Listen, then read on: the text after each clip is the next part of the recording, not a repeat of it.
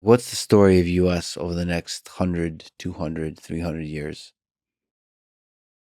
Is it a big role, small role? Well, that's a long time. If you ask me, let's just say the next 100 years. Yeah, that's okay. I think that's still tough. that's still tough. But actually, I think we're in excellent shape. Mhm. And here's the reason.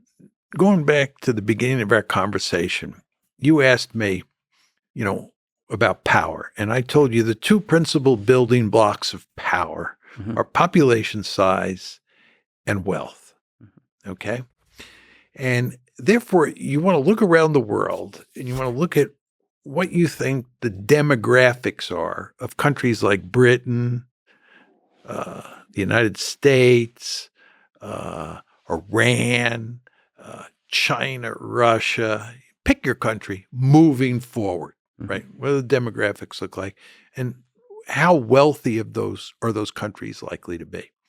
What you discover very quickly is that almost every country around the world is depopulating over time, right? Russia's going to be much smaller. China's going to be much smaller 100 years from now than both of those countries are, as best we can tell.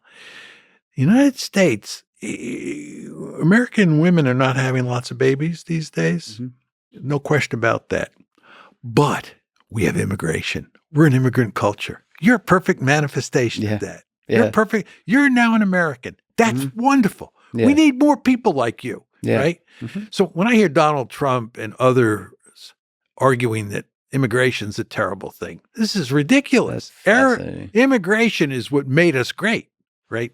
It's when my relatives came over in the middle of the 19th century from Germany and Ireland, right? That's fascinating. Like, because there's been a huge concern that America and other developed nations are not having enough children. But you just made me realize, in the long arc of history, the United States has gotten really damn good at integrating immigrants and helping them flourish. The whole diversity of that makes up America. Right. There's a machinery of integrating other cultures. Yeah. Just very quickly on this. That's fascinating. Sam Huntington's book, Who Are We? Yeah. Which in many ways, I love that book, but it has one fundamental flaw. And a number of people told him beforehand that flaw existed and he didn't fix it.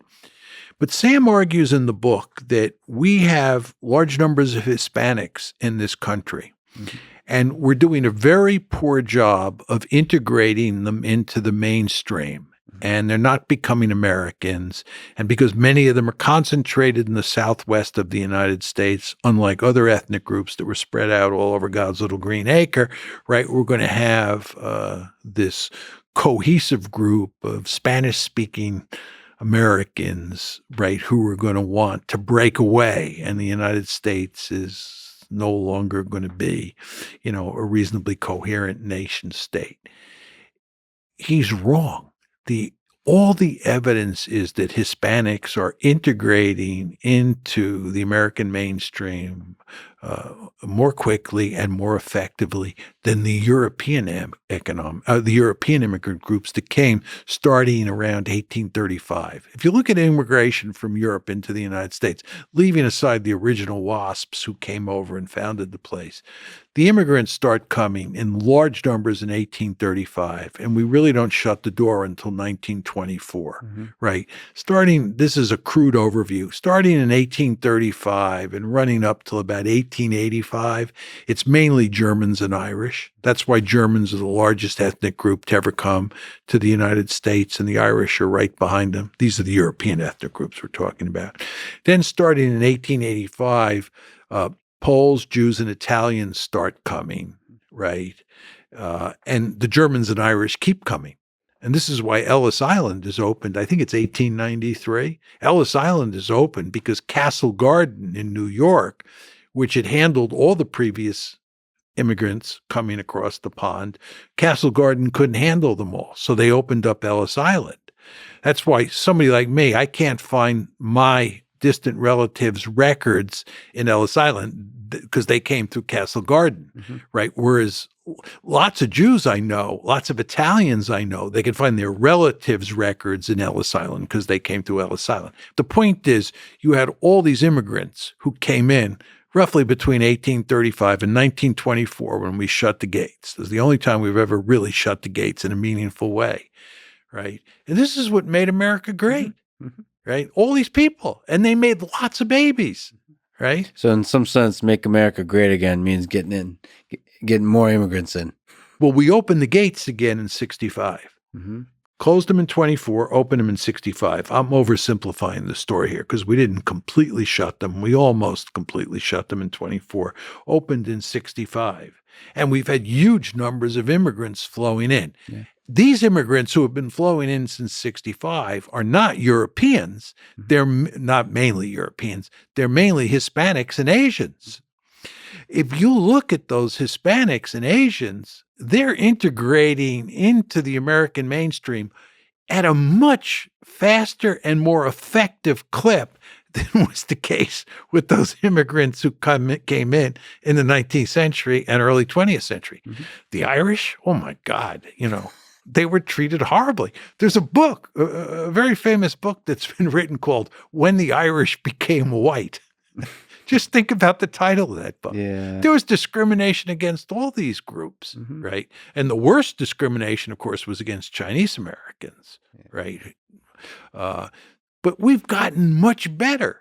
And what we should do moving forward is redouble our efforts to integrate immigrants into the American mainstream.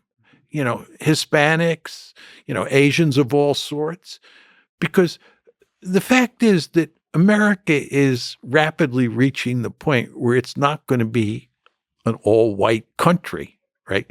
I have 5 children, and 2 of my children I was a Generation Z, Gen Z. Gen Z is the last majority white generation, right? Subsequent generations are not majority white.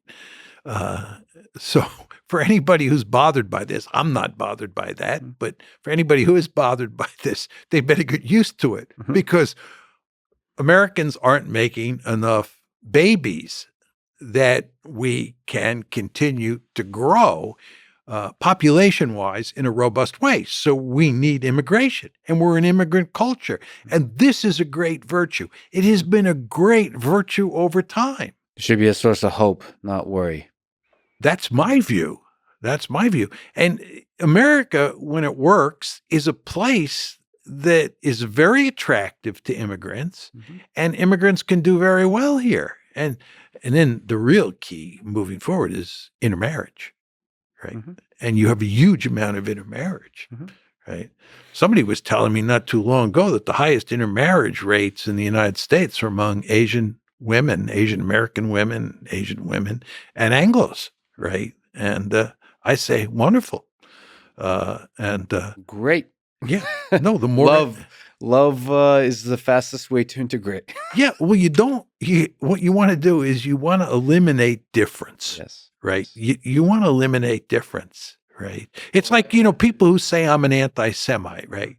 I have 2 grandsons who Adolf Hitler would have thrown into a gas chamber, one of whose first name is John and middle name is Mearsheimer, right? Yeah. This is what you want. Yeah. Right? Steve Walt's wife and his 2 children would have been thrown into a gas chamber by Adolf Hitler, right? This is what you want. You want intermarriage. Now, there are a good number of people in some of those groups, especially among Jews, who don't like intermarriage, right? Yeah. But they've lost. Because I haven't looked recently at the data among for intermarriage rates among basically secular Jews, but it used to be around 62%. Large numbers of Jews marry Goyim. And they've lost because of intermarriage. Intermarriage helps fight tribalism, destructive kind of tribalism. Exactly. It's nice. Calling me an anti-Semite? They haven't met my grandsons, my son-in-law, a niece that I have, nephews that I have, brother-in-laws that I have, Jewish, right? Come on. And this gives a really nice, hopeful view of America is the integration of different cultures, different kinds of peoples. That is a unique property of America. Yes. But just to go back to where we started, it was not smooth in the beginning. All things are rough in the beginning. All things are rough in the beginning.